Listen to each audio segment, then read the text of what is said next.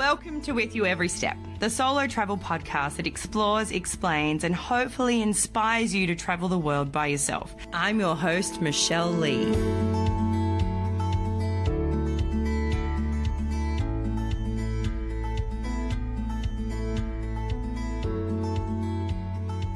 Today's guest, Amber Farrington, is the author of the book, The London Hustler, about how to settle, save, and socialise in London. Amber took the plunge to move from Australia to London, like many Aussies do, expecting an easy transition to life in London town. Unfortunately, it's not always the perfect dream. Today, Amber will talk about her journey and what led her to writing this fabulous book. Thank you, Amber, and welcome to With You Every Step. Thanks, Jill. It's awesome to be here. Everything that you've done in this book is exactly what we want on this podcast. It's about explaining to people how to travel. I mean, this book, you've given them exact tips on how to do it. So when did you leave Australia? So I left Australia in July 2015. That was when my 2-year UK visa started. And moved to London and took the plunge. I was in the last moments of, I was 30, and that's the last year that you can get the automatic 2-year youth mobility visa, they call it. So I thought if I don't do it now, then my chance will be gone. So originally I was planning to make it a 6-month trip because I just didn't think I'd enjoy it as much as, I know the cliche, and when I was about to leave, everyone's like, oh, you're going to love it. You're not going to want to come back. And I was like, that won't be me. That's cute, but no, that won't be me. And I'll be back within 6 months. You'll see, And then, of course, I became the cliche and ended up falling in love with it and really haven't wanted to leave ever since. But it wasn't always easy for you. Oh, no. So I arrived and I'm like, I've heard amazing things. London's just amazing. Everyone just loves it. And I was like, why? When I first arrived, I was like, the weather's horrible. Everything's expensive. It's just, even though it's a big city and it's a bustling city with lots of opportunities, it can also be quite lonely. And I was also in a job that wasn't, really fitting every criteria. So it was a bit challenging as well. So I really actually hated it when I first got there. Probably the first 3 to 6 months I found very, very challenging. I just couldn't get into my groove. Things were just not flowing, and I was questioning myself every step of the way. So like, what am I doing here? Because I really moved to London on more of an instinct or a gut feeling that this was where I was supposed to be. So I was constantly having this internal battle of, okay, this is where I feel I'm meant to be. Yeah, I know a lot of Aussies do. A lot of Aussies want to go and live in London, and I never had that urge to do it. And I went and visited a friend in London, and I was there for a week at one point, and it was summer. And it was miserable. It rained every day. Everything was so expensive. And I thought the same thing. I thought, why do people move here? It's miserable. So I can exactly see what you're talking about. So tell me, how does it change from that into loving it and never coming home? Because that's what happens a lot. I know. And that's what shocked me. I was like, it kind of crept up on me where I'm like, actually, I'm starting to get used to it. And then, oh my God, I love you, London. So I wasn't really expecting it at first, but I think it's a combination of a lot of things. It's a very hard city to just instantly come and just settle straight away because there's just so much to know, and it can be quite overwhelming. And so basically I discovered a lot of ways to save money easily. So not like, eating baked beans every day. That was not my strategy, but like easy ways to save money, easy ways to settle in, make life better, easy ways to find all this cool stuff. So like networks to join, Facebook groups that really enhance my life. So like new social groups, like the Yes Tribe, people that go camping, do all this really cool, fun stuff. And I started to meet really cool people and realize that actually London is the land of opportunity because no matter what you're interested in, there's something here for you just because pure weight of numbers. So it was a combination of me for getting into a better job, getting into a better house, finding ways to save money, finding ways to meet interesting people, like-minded people too, that suddenly I just started to really, feel alive in the city. And then it's like, oh, I get it. But, I almost left just before that point. Like I literally was at a turning point. I was almost on a knife's edge of do I stay or do I go? And I'm glad I stayed because of what's happened in my life since then. And that's part of the reason I wrote this book, because I know a lot of Aussies or general other expats, they come to London and they do it really tough, and a lot leave. And I think, if I'd have left at that point, all the amazing things that have happened to me since then wouldn't have happened. So, if I can sort of help others to adjust, at least then they know if they leave, they've given it their best shot. Yeah, and you might have regret. And I think the things Exactly. I loved in your book is you really make it step by step. I know that, you talk about getting there and setting up a bank account. And, it sounds simple, but it's not that simple, is it? When you go to another country, it's not as easy as everyone thinks. Nothing is simple in London. Yeah. And that's just the thing. Like, it's, there's the practical things of when you just first arrive, there's so much to do, and getting registered with the health companies and, your national insurance number and all this kind of practical stuff, as well as, dealing with things of homesickness, finding cool places to go out for food and markets. And, it's not a comprehensive list. Obviously, I haven't been to every restaurant in London. I haven't been to every park in London. So a lot of those is like, these are some of my favorites. A good place to start if you just arrive and you're bored. Now, you just mentioned something before that I hadn't heard of, which was how you met people. What was that that you were talking about? So one of my biggest ways that I started to meet people was through meetup.com. I think they have it in Australia and pretty much everywhere around the world. But basically they have a group for anything that you're interested in. And if you're not interested in it, you just start your own. So whether you're interested in like crafts or like hiking, like I love doing outdoor stuff. And then there's groups for like personal development and like inspirational talks. And so I started going to a lot of those as well. And at those events, you meet a lot of interesting people. And then through just general Facebook searching, I found this group called the Yes Tribe. They do like campouts in, the middle of summer, like midweek campouts. Everyone meets at Liverpool Street Station, and then we just jump on a train.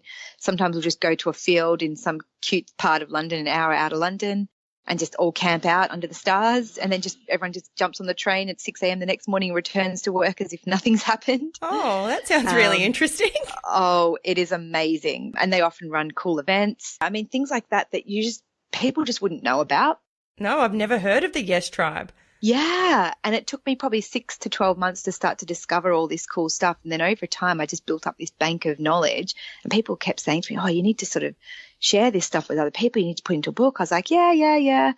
And then it wasn't really until I had the time and space to do it that I was able to kind of put it all together and as a comprehensive guide. When you first got to London, did you go straight to a hostel? No, I was lucky. One of my good friends lived here in Clapham, and he's British. Him and his wife had a spare room. So I was able to stay with them for a couple of weeks. And then I started my job. And my first job here was actually a live-in nanny. So I pretty much had job, house, everything sorted. I know a lot of people come and they have to they're looking for a house at the same time as they're looking for a job, and they're living in hostels, and it can be a bit of a nightmare. I was quite lucky in that sense, but I've heard so many stories of people just trying to find the right place, and it can take a lot of time in London because places are expensive as it is. And if you're going to be spending that much, you want to be happy. You want to have a nice location. You want to have, at least a decent vibe in the house. And usually most people have their list of what they want and their budget, and they'll usually have to either up their budget or compromise on a couple of things. Because you just don't get what you want for what you're prepared to pay. It's just reality of supply and demand here. So, and the pound is so strong compared to the Australian dollar. Exactly. Yeah. Now, do you remember the exact moment when you decided that actually I think I'm going to stay? Kind of, actually. It was around the time that it was kind of a couple of things just fell into place within a few weeks of each other. And I just felt like, I'm meant to be here now. The signs are all good and things are just falling into place. So after I left my live-in nanny jobs, I decided I didn't really want to do that anymore. I wanted to do more teaching or working sort of one-to-one tutoring with children. And I got really lucky in that a friend was moving out of this place, and she said to me, they're looking for someone, and it's free rent, living with this lovely elderly lady. You're not obviously her carer. She's got carers that come in every day, but it's more just company and just having someone in the house overnight because she's got this big 5-bedroom house and it's just her. Oh, wow. And my friend was moving with her boyfriend. Yeah. So she was moving out. She's like, they want someone kind of trustworthy. So obviously being a teacher and, that worked in my favor. That just kind of lined up, finding this awesome house in an amazing location, living with this lovely elderly lady and having free rent. I mean, that in London, that is unheard of, basically. So that was the first thing that fell into place. And then a week later, I got a tutoring job working one-to-one in her home every day, homeschooling this girl who was going through the adoption process. And so, and that was like literally around the corner as well. So it was like two things, the job and the place to live, both just sort of fell into place within a week of each other. And from that point onwards, everything has just felt differently. That was probably the biggest turning point. And having a situation with Free meant that I was able to choose jobs that I really, really wanted to do and that I really enjoyed, rather than just like, got to go for the most money so that I can actually survive in this city. Yeah. Well, you're very lucky. It was a lucky break. And, I'm still here 2.5 years later in the same place. So it makes it easy to come and go. It's interesting, isn't it? It's kind of like fate sometimes steps in, and when you're not meant to be leaving somewhere, and it does, things fall into place and you end up staying, and it's the best decision you made. Imagine if you ended up buying a ticket and jumping on that plane. I know. I thought about it. I even had conversations with myself. I'm like, if this is where I'm meant to be, and I was like, universe, you need to show me the goods and show it to me fast, or else I'm out of here. And then literally like 2 weeks later, things fell into place. I'm like, okay, I'll take the signs. I'm going to stay.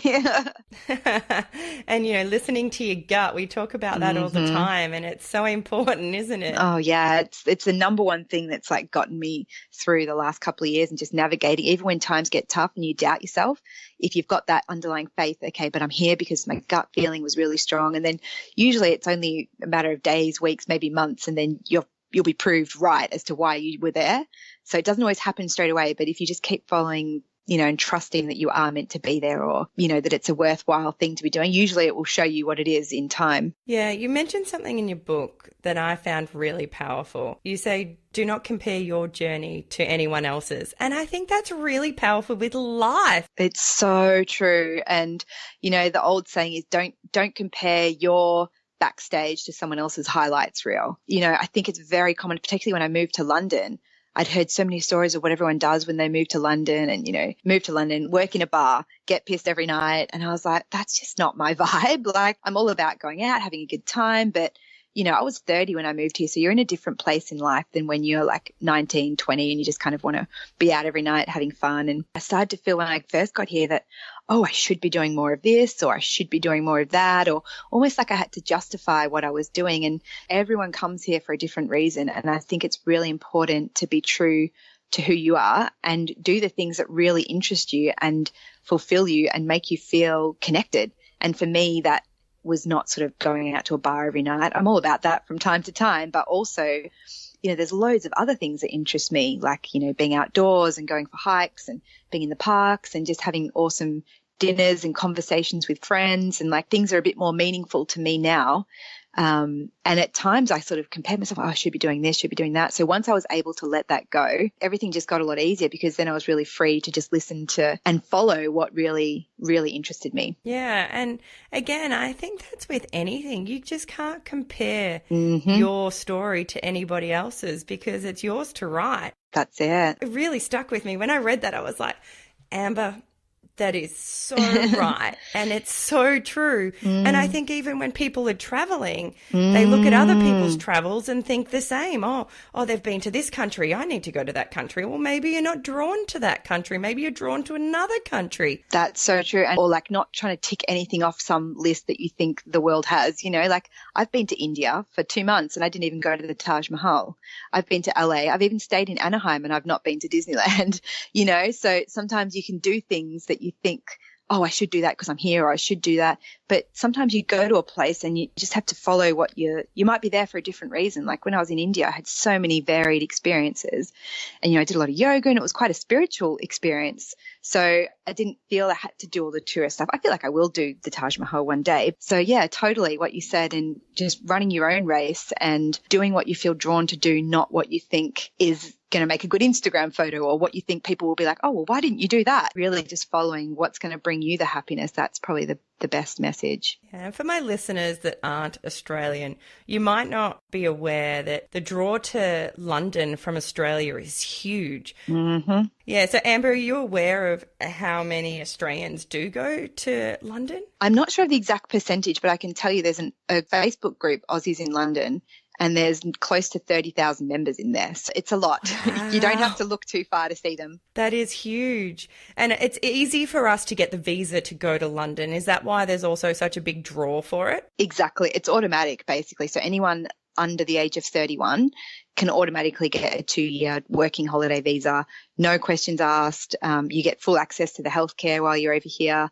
It's really just like being back home. It's quite an easy sort of transfer. Yeah. And then the bonus, being in Australia, we are so far away from everything. Being in London, you can go everywhere, even for a weekend. I know. And that's the thing that's so addictive about it, because you know, you come back to Australia and Australia's beautiful. It's amazing. It will always be home. Just that freedom to just go anywhere within a weekend or travel from country to country. Like on my recent trip, the maximum I paid for a flight was probably £80, Oh. and I went right across Europe. So, I mean, the flight into Switzerland was only £60, but then the train ticket for an hour train ticket was, I think, £90 within Switzerland. The trains are expensive, aren't they? That's the thing. You can get cheap flights, but the train system is really expensive. And it's the same in the UK. That's why people kept saying to me, have you travelled much around the UK? I'm like, well, I could take a train to Liverpool for 30 quid, or I could fly to Germany for 10 quid. I think I know what I'm doing this weekend. Is it that cheap? So cheap. Ryanair constantly have $9.99 flights. I went to the German Christmas markets and I paid £20 return, and it was just the most amazing. I only went for 3 days because you can afford to go for 3 days when you're only paying that much on the flight. That's the bonus. And because I've often had jobs where I've worked not necessarily Monday to Friday, 9 to 5, so I'm better positioned to even take advantage of the cheaper flight. It's quite a unique thing, and it does get quite addictive having the whole world at your fingertips. Yeah. Had you travelled much before you went to London? I'd had travelled a lot because I studied in America when I was 19. And then when I was 21, I did a big round the world trip, and I went sort of back through America, and then I went to Europe and did the typical Kentucky tour all around the big spots in Italy and France and, Amsterdam and all those kind of cities. And then I'd done a few other trips here and there, but never as much as what, the last three years has just been like next level. Pretty much haven't stopped traveling since I got here. So. And most of your traveling you do by yourself? Yeah, I started traveling by myself. I think it's similar to you, Shell. I heard you talking about this on one of your other episodes.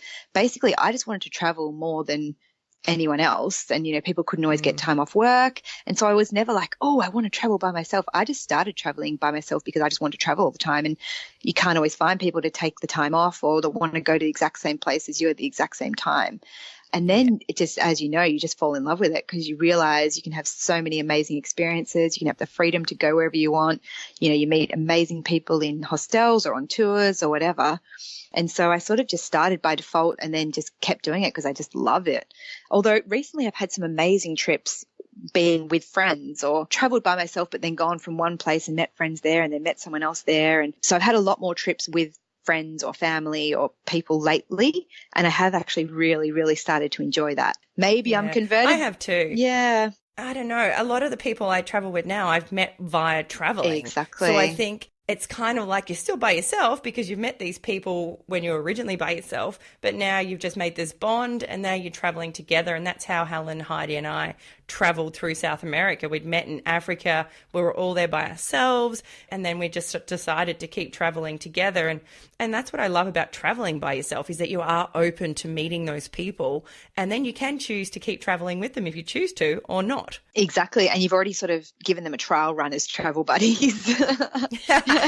Absolutely. Absolutely. When I did a Kentucky tour probably 12 years ago now, because I was 21, I did get lumped with a bunch of pretty bogan Australians, actually. I think I went at a time that I didn't realise was Schoolies Week in Australia. So for those of you in other countries, Schoolies Week is like, your end of high school, everyone just goes and just gets pretty messy and blotto every night and just it's not too pleasant. So a bit messy. Yeah, so I found that really challenging because I was in a lot of nice places, but I couldn't really enjoy it. And so that was probably the only time where I've just felt like I'm just not vibing with these people. And that can just be luck of the draw, because I did a Kentucky tour in America, and we had the best group ever. You know, we all got on so well. I'm still friends with some of them today. So it can just be totally luck of the draw. Ideas. And that's the thing with a tour. And I will often try and get my own room for that reason. If I can afford it, some of them I can't because it can be too expensive, but I will try for that reason. And I have been on some tours, and there was one in Africa in particular. They were not really a welcoming bunch. They had been traveling for 50 days already. So when I got on, I was only doing a week. I was the final week of their trip. And so people had said to me, oh, more new people, great. Oh. And, you know, I was excited for this trip, and I thought, oh, what have I stepped into? They'd all been together for a long time, so they were bickering and over each other and over traveling and over being in camping sites, and I was fresh and new and excited, and so that wasn't the greatest trip for me with that. But then I had to just go, Michelle, you're here for yourself. You're not here for them. You take what you want out of this. And so I just had to kind of put myself in my own little bubble and enjoy it for what it was. And I really made a big point of just sitting away from the people that were really negative and just sitting with, you know, who was being really positive in that moment. And I think that's the only way I got through that trip. Yeah, you're right. And who you're with can make a massive difference, because it's hard to really get a feel for and really love a place when you're not in like a great energy of a group. Yeah, so I really had to put myself in a bubble and just go, you are in a really amazing place. Yes. Don't let their energy bring you down, because they were not in a good place at that point. And they had said, you know, we're just over it. We just want to go home. We're done. But they can't, because they were on this big, massive trip, and they were nearly done. They only had a week to go. And like I said, they'd been on there for like 50 days or something, which I personally would never go on a tour for that long, because I know that's going to happen. Was that like an overland tour? Mm-hmm. Yeah, I heard of mixed responses. When I was in Malawi, I met a few people that had done them. Some people were like, oh, it was amazing. And other people were like, never again. And I think it depends on the tour company that you're with. Yeah. That tour company, I won't name them because I don't like to say bad things about companies, but they were really bad. Mm-hmm. And they actually put us in a situation that was really unsafe. They put us in a really bad hostel. It wasn't a hostel. It was a hotel in Uganda. Mm. And they got broken into, and people woke up to people in their room stealing their things. And it was an all inside job. There's no other way they could get in there. And that was all coming from the tour company. And then they made us stay there another night instead of taking us to another place. I still had one of the most amazing experiences where I hiked to the gorillas and got to see the silverback gorillas in the wild. And if people ask me, you know, what's one of your favorite adventures, that's one of them. So it was bunched in with a whole bunch of bad things, but it's still the highlight of my travels. Yeah. So where have you been traveling to? What have you been doing? Basically, I've done a lot of, trips around France. And I was lucky when I first moved here, I worked for a French family that lived in London. So I got taken to their sort of holiday house with them in summer, which was amazing. It was just on Lake Geneva on the French side of the lake. And I've done a lot of trips around Croatia. It's probably my favorite. I think Croatia is the most magical country. And no matter where else I go, I always compare it to Croatia. And I'm just like, oh, the beaches aren't quite as nice, and the water's just not quite as warm, and the peace isn't quite there. And I just, to me, nothing compares. I mean, I was there a month ago, and I'm probably going to go back again next month just to make the most of the last of summer. Yeah. Well, next time I go to Croatia, I will make sure that you can meet me there and we can do it together. Yeah, because I know you've got family there, don't you? Yeah, I'm a dual citizen, so I've got a Croatian citizenship as well. I definitely have family there. My dad's sister is still there, so I will hopefully go back to visit her and go back. I mean, I'm always drawn back there. It is beautiful, and that's where I feel at home. When I'm there, I feel very comfortable. Yeah, well, I found this amazing hostel last year in not far from Split, just along the coast. And I went there for a week, and I ended up staying for 4 because it was just so magical. Wow. Do you remember the name? Yeah, it's called Hostel Dalmatia. So, and I've become friends with the owner now. So I continued to go back, and then I went back this summer for 3 weeks already, and probably going to go back in September, because every time I'm there, I just feel like life doesn't get better than this. To me, it's just the perfect mix of, and there's not really many tourists around this spot. It's purely just locals in their holiday houses. It's just the most beautiful beach, the beautiful coastal walks. It's not far from like Brela, Bashka Voda, Makarska, that whole coastline. Like we often do walks all along to the next towns, and it's just me and my happy place. It doesn't get better than that for me. Yeah. And what makes this hostel so good? What makes you want to keep going back? Yeah, it's kind of more like a homestay because there's only one dorm room and it's got 8 beds and then there's 3 private rooms. It's always a really beautiful communal vibe and it feels more like you're just staying with family. Like each time I go there, I've made some like amazing friends and everyone cooks together tonight if you want to, each night. You don't have to, obviously, but most people just do. And because there's always people from all over Europe, sometimes like Romanians might cook and then they cook their kind of local food so everyone gets to try it. And then like a Polish family might cook their traditional food one night and then there might be like your Americans or whatever else. So it almost becomes like a big sort of family homestay and it's just got a really amazing vibe. Coupled that with, obviously the beautiful beaches and nature and just the pressure of not really having to do anything. And so it's also a place where I often get really like a lot of inspiration and it's where I wrote probably about half of the London Hustler last summer because I just had time, you go to the beach in the morning, then in the afternoon I'd come back and just sort of tap away at the computer while most people were having their afternoon naps and it was just, really special place. Oh, that's nice to hear. I'm loving that you love Croatia. The visa that you had was a 2-year visa. Yeah, yep. What happens at the end of your 2 years? Because you're still in London now. Yes. We're talking via Skype. Mm-hmm. So how did that work? That is a good question. So basically, when my 2-year visa ended, I was just super sad. I didn't want to leave. Life had just gotten better and better, and everything was just going swimmingly. So I didn't want to leave, and I knew I had to, obviously, because you can't extend it. It's not a negotiable thing. So eventually, I accepted that that's what was going to happen, and then I came back to Australia, had a few months there, and then went to Africa in October last year. And after 2 months of being in Africa with my friend, and I was preparing to book a ticket back to Australia, and she was booking her flights back to London, and she's like, "Oh, there's a £200 flight tomorrow back to London." I was like, "Ooh." I was like, I could come to London. I had no idea what or why. It made no sense. It was December, so it was, below freezing in London. I had nothing but my Africa wardrobe, which was like a few singlets and shorts. And it just felt right. So I booked my ticket and found myself in London a few days later. But obviously the catch is I was on a tourist visa, so you're not allowed to work, which was interesting, obviously, because at first I was just so excited to be back and I spent all this time hanging with friends and, then it was Christmas and all my friends were on holidays. So we had a lot of social stuff. And then it was like January and everyone went back to work and I was like, I still really kind of want to be in London, but I'm getting a bit bored. I need to do something. I need a project or something.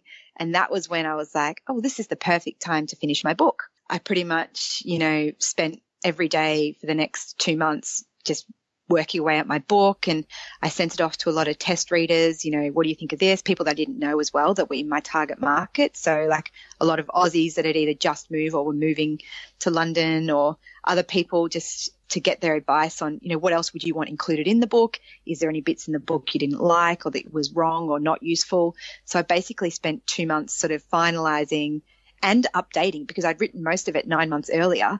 And because London moves so quickly, quite a few of the things I'd written were already outdated, or I'd written about specific things like Ryanair and EasyJet's carry-on baggage policy, for example, and that had already changed. I'd written about travel cards and, the particular exchange rates you'll get, and that had already changed. So that was probably the most frustrating bit, having to go back and like redo all the things that I'd already done. But it was amazing because it gave me like a focus, it gave me a project.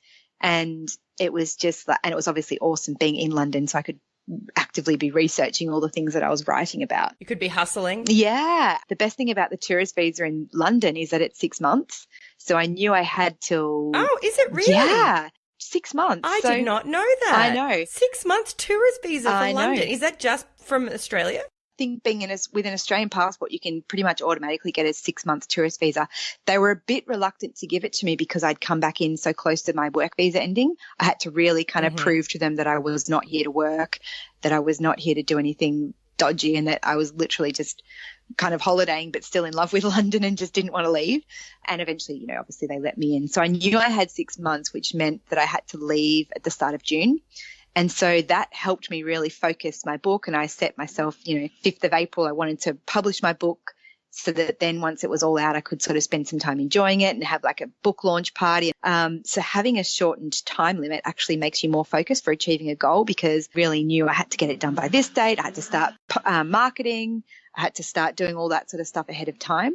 So you didn't work at all in that time? No, I didn't work at all. So that's why it's a bit of a joke. A lot of people, say I haven't hardly worked a day in the last year. I pretty much haven't. So are you still on the 6-month visa? Yeah. So then I came back in a few days ago and I'm on the 6-month visa again. Hold on. Let's back it up a bit. Okay. So you were there for 6 months. Yep. So I left on the 4th of June. Left. Which was You've come back. Yep. And they've let and me you have another 6 months? Yeah, they've given me another 6 months. I'm not going to stay 6 months this time because I had 8 weeks in Europe, which I only got back from, as you know, a few days ago. And I'm basically probably only going to stay here for another month because I just want to go back to Croatia, and then I'm going to Greece for a retreat. So I'm going to come back to Australia and start earning. Do you feel like you can leave London? That's a good question. When I got back here in December, I just felt this like sense of magic in me. I was just so excited to be back. And I almost feel like it's because I knew that the book was going to happen in that 6 months. Whereas now, when I landed on Friday, I was like, yeah, it just feels like I'm happy to be back because I love it. I'll always love it. But I don't feel like this is where I'm supposed to be now. I feel like the journey is almost ended, not in a way that I'll never come back, but in a way that it's just not where I'm supposed to be now. And I'm excited for the next chapter of my life. So from before you left home to how you are now, what have you noticed personally as the biggest changes from living in London? Quite a few things. I would say I don't get as anxious about the small stuff anymore because, I've dealt with the big challenges, and I know that no matter what happens, I'll be able to figure it out and I'll land on my feet. Even if it causes me some, issues in the short term, I know that things will always work out because life has just proven to me that I'll be able to figure stuff out. I don't get as worried about what if this, what if that, or trying to sort of plan things. I'm more flexible and able to kind of go with the flow and not be so caught up in having to know exactly what's going to happen next. And also I just know myself better because I've been, through these challenges and then experienced the opposite end of all this amazing stuff happening. I feel more empowered. That's probably the word. And I've got more control over my own destiny now, in the point that I feel like I can create what I want. I can do the things that I want to do, and nothing's out of limits, and I don't have to sit back and accept, whatever is thrown to me, but I can really sort of, get out there and make things happen. Okay. And you keep talking about the challenges you had when you were first moving to London. What do you think were the biggest challenges? I mean, there are quite a few. Like in a practical sense, obviously, once I left my nannying job, I then went through that whole thing of trying to find a place to live and, trying to find your tribe because, I had some lovely friends in Australia and obviously very close to my family. So to then come to a new city and feel a bit isolated, it's not that I didn't have friends, but it wasn't the same. They weren't those kind of close friends that I could talk to about everything and just feel a sense of home and sort of familiarity with. So that's a challenge. And once I started to make just a couple of friends that I just felt really connected to, that was a good turning point. And then obviously dealing with the weather, it got to October. I was nannying. I was picking the kids up from school at 3:30 and it was almost dark, like pitch black dark. It just gets dark. So, and you just feel like the world is closing in on you. And then, it can just be grey and it's cold and you get warm clothes. So it's not as in the cold that bothers you. It's more just the grey drabness. And when it sets in, gloominess. That's it. How I felt when I was there. I felt gloomy. I know. And I actually got really sick when I was in London too. So I don't have a loving feeling to go back to London. Yeah, I get it. The week that I spent there. But, I didn't do it justice, and I know that I didn't do it justice, and it deserves more than what I gave it. But the week I had just come from Jamaica. So Jamaica was hot and steamy and beautiful and beautiful beaches. And it was summer in London and it was cold. It was like our winter in Australia. And it hailed and rained and I got really sick. So I spent a few days in bed and it was quite miserable. And I felt like everyone seemed miserable, but then there was patches that I think I can see what you were talking about. It was Canada Day, and there was one street that was all shut and all the pubs were cranking. And so we went out and everyone was having a ball, Yeah. and it was a fabulous day. And I got given a lot of free food that day. Yeah. I went into McDonald's and said, I'm really hungry, but I don't have any money. And they said, would you like a cheeseburger? I said, yes, please. Oh, I don't know how. I went in the same day. I went into another place, and I'd been traveling for a long time at that point. And before I found out that I was gluten-free and I couldn't have gluten anymore. So I was still eating pies and sausage rolls, which is a very big Aussie thing. And I love my pie and sausage rolls. They're just so good. And then I was in the US and I was traveling in other places and they don't have those. I got to London, we went into a place and they had a sausage roll, and I saw it and I said to the lady, oh, you have just made my day. So I went out, I said, please, that there was one left. And I said, that sausage roll, it has my name on it. And, clearly I'm not dramatic at all. Yeah. So I'm putting on this performance and I was, yes. And I'm being so loud and dramatic. And the lady, I don't know if she was dazzled by my drama, as she got the tongs and she pulled out the sausage roll, she dropped it on the ground. Oh, no, she didn't. Yeah. She did. Oh, no. And on the ground, I got on the ground and I was, no! I couldn't believe it. I nearly had tears in my eyes. I was that broken. So they offered me a free large pizza. So I took the pizza and I left. Danced out with your pizza. So I ended up with a lot of free food. Yeah. I'm pretty sure, I think I saw in your book there's a chapter That's on kind of my pride and freebies. joy is freebies. That's my bread and butter here. So basically, part of being the hustler is I discovered like amazing ways to get pretty much free everything. So free yoga, free workout classes, free meals, or at least 50% off, like good restaurants. It's just like once you start to discover all these ways, it's like, how is everyone not making the most of this? But so many people just don't know about all these freebies. And, I'm quite resourceful. So I do a lot of researching, Googling. If I notice something pop up in my newsfeed, I'll like find out about it. And over time, you just amass this kind of library of all these ways to just get free stuff. And my tips are not like, oh, go dumpster diving or look for the leftovers thrown on the curb. It's like, just sign up to this app and once a month you'll get a free meal. Like really simple, straightforward stuff, even little things like giving them your birthday so that then when you give them your email address, usually they'll send you a free meal for your birthday, or, there's so many ways that you can get free stuff. And also in London, there's, you can get free yoga. Lululemon do amazing classes. And when I first moved to London, I would go just because it was free. But now I continue to go just because it's actually awesome and I really enjoy it. Oh, that's great. But there's lots of apps where you can get 50% off great restaurants, even free food. There's one called Olio, and all these amazing like chain restaurants like Pret, they put their food up for collection pretty much because they have to keep it fresh every few hours. So, I can get amazing salads and soups and baguettes and everything just completely free. Sometimes we joke that we could feed ourselves for free like a whole week without having to buy anything. You should set yourself that challenge and I see should. if you can do it. Yeah, I actually joked with a friend about that.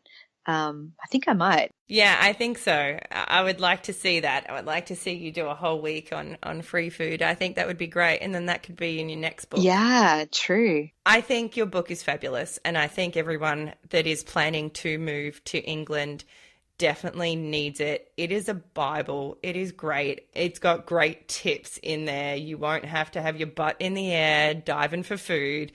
You will be able to go and get some quality food with your tips. And well done. Congratulations on this book. It's really, really fabulous. Thanks, Shale. Appreciate your support. My biggest bit of advice, and this is for traveling or moving to a new city, is that generally in life we regret the things that we don't do more than we regret the things that we do. And so often we can let fears creep up on us, or we worry about, oh, what if I do this and it doesn't work out?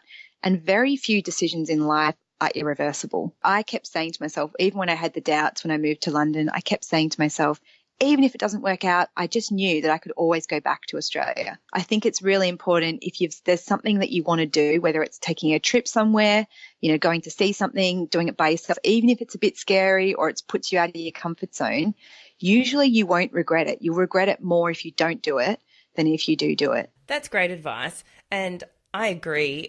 I really think that's true. I was in Dublin and again, it was miserable and cold and everyone seemed really miserable.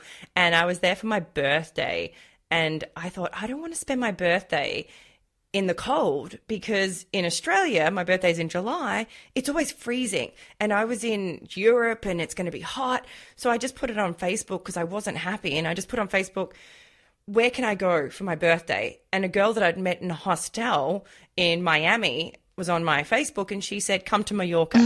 So I jumped on a plane and went to Spain and went to Mallorca and had the hottest, most beautiful birthday. Love it.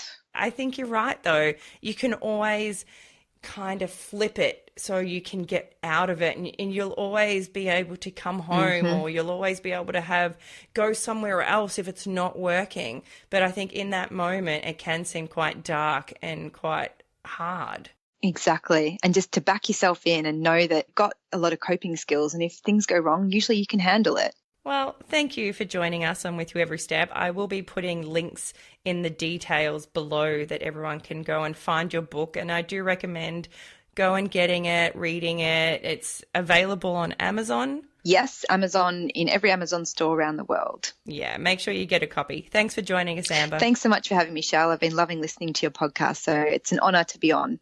Oh, thank you. Thanks for listening to With You Every Step, hosted by Michelle Lee. We do hope you enjoyed listening, and if you did, make sure you tell everybody. If you didn't, nobody likes a Debbie Downer. Please subscribe to get up to date with our latest releases and give us a thumbs up on our social media at With You Every Step. We love to hear from you. If you have any questions or inquiries, please email us at michelle@michellelee.com or head to the Contact Us page at our website, michellelee.com. That's also where you'll find all our blogs mentioned in the podcast. We love to hear from you, and if we have inspired you to travel, thanks for listening. Love life and adventure on.